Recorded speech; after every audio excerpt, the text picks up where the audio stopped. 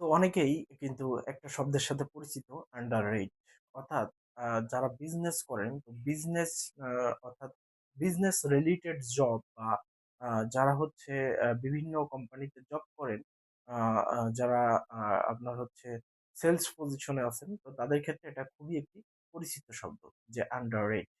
Under rate, এটার meaning হলো অর্থাৎ যেই পণ্যের প্রাইস, অর্থাৎ ধরেন আমার একটা পণ্যের এমআরপি আছে 420 টাকা। তো যখন এই এমআরপি থেকে একটা পার্সেন্টেজ প্রত্যেকটা কোম্পানি প্রোভাইড করে থাকে, তো যখন এই প্রোভাইড করা পার্সেন্টেজের থেকেও ওইটা লো প্রাইজে, আরো কিছু লো প্রাইজে বাজারে পাওয়া যায়, এটাকেই মেনলি আন্ডার রেট বলে। অর্থাৎ রেটের নিচে, অর্থাৎ যে রেটে কোম্পানি দিচ্ছে তার নিচে যখন প্রোডাক্টটি পাওয়া যায়, সেটাকে আন্ডার রেট বলে। এখন মানে আমি আরো একটু ক্লিয়ার করি।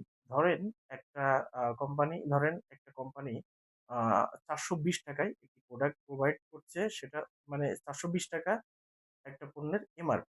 এখন সেটা বাজারে ছাড়ছে 380 টাকায়।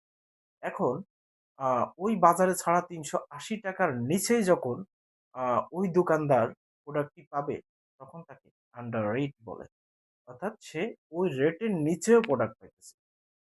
তো যারা বিভিন্ন কোম্পানিতে চাকরি করে বা যারা সেলস সেক্টরে আছে, তাদের সব থেকে বড় মাথা ব্যথার কারণ হলো এই আন্ডার রেট। এখন মনে করেন যে অনেক কোম্পানি আছে, যে সেখানে স্যালারি মনে করেন 80,000 টাকা, 80,000 টাকা স্যালারি। বাট আপনি যখন প্রোডাক্টের টার্গেট ফিল আপ করতে না পারবেন, তখন আপনাকে এই আন্ডার রেটের দিকে পা বাড়াতে হবে। কারণ কোম্পানি যদি আপনি যদি কোম্পানির টার্গেট ফিল আপ করতে না পারেন, তাহলে কিন্তু কোম্পানি আপনাকে পোর পারফর্মার হিসেবে গণ্য করবে, এবং আপনার প্রমোশন, আদার্স যত ক্রাইটেরিয়া বা ইনসেনটিভ, সবকিছু কিন্তু এই টার্গেটের জন্য আপনার হচ্ছে নিচের দিকে নামতে থাকবে, এবং আপনি এগুলো থেকে বঞ্চিত হতে থাকবেন।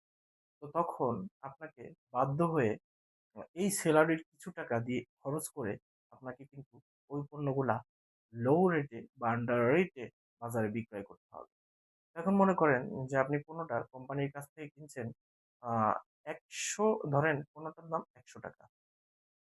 এখন আপনি পণ্যটি 80 টাকা কোম্পানির কাছ থেকে কিনছেন, 80 টাকা দিয়ে। এখন সেটা আপনি 70 টাকা, অর্থাৎ 10 টাকা পার, মানে পার 100 টাকায় আপনার 10 টাকা নাই। অর্থাৎ আপনি সেটা 70 টাকায় বাজারে বিক্রি করছেন। তখন এটাকে বলা হয় আন্ডার রেট। এবং তখন ওই পণ্যটা যখন দোকানদাররা কিনতেছে, তখন সেটা 75 টাকায় কিনতেছে। দ্যাট মিনস কোম্পানি আপনার ওই দোকানদারদের দিচ্ছে 80 টাকায়, কিন্তু সে কিনতে পারছে 75 টাকায়। দ্যাট মিনস ওই দোকানদার কিন্তু আপনার কাছ থেকে আর পণ্য নিবে না। সে কোথা থেকে নিবে? আপনি যেখানে বেচছেন বা আপনার আদার্স কলিগরা যেখানে বেচছে, সেখান থেকে পণ্যটা নিবে।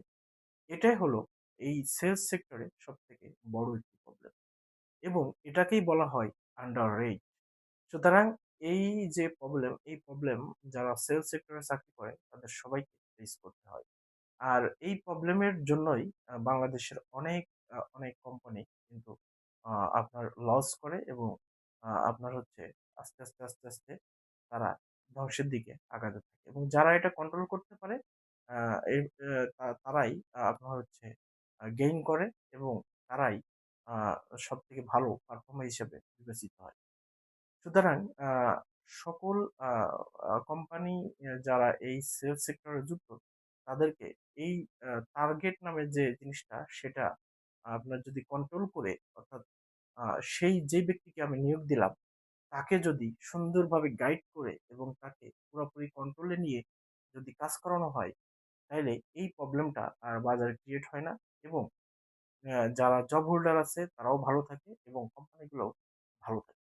সুতরাং এই প্রবলেমটাকে প্রত্যেকটা যে কোম্পানি আছে তাদেরকে আমলে নেওয়া উচিত, এবং এটাকে ফেস করা উচিত। সুতরাং আমরা আজকে এই ভিডিও থেকে আন্ডার রেট সম্পর্কে জানতে পারলাম।